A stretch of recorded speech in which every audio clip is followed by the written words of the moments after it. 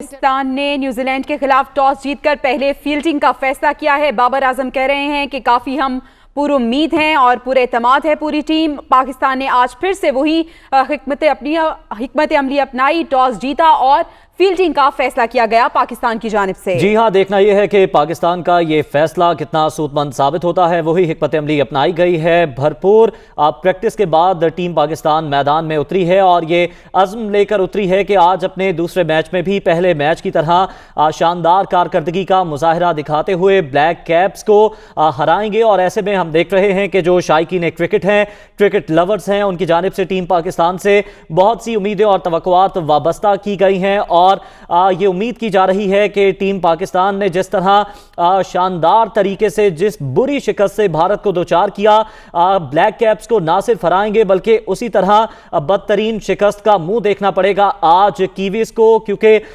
हमने देखा था कि किस तरह कीवीज ने 11th आवर पर बिल्कुल आखिरी लम्हे पर पाकिस्तान से सिक्योरिटी का बहाना बनाकर मैच खेलने से इनकार कर दिया था। पाकिस्तान के अंदर गो के उन्हें भरपूर सिक्योरिटी फराहम की गई थी, सदारती सतह की उन्हें सिक्योरिटी फराहम की गई थी, लेकिन उसके बावजूद उन्होंने ऐन मौके पर मैच खेलने से इनकार कर दिया था। तो इस हवाले से भी जो शायकीन थे वो खासे मायूस हुए, उनमें गम गुस्सा पाया जाता है। और आज के मैच में शाहीनों से यह तवक्कुआत वाबस्ता की गई हैं कि वो आज तमाम अगले पिछले हिसाब चुकता करेंगे, तमाम हिसाब बराबर करेंगे, ना सिर्फ ब्लैक कैप्स को मात देंगे बल्कि अपना जो पिछला हिसाब है वो भी बराबर कर देंगे। और जो तमाम तर सिक्योरिटी के मसाइल थे वो आज दुबई के इस ग्राउंड में हल कर दिए जाएंगे।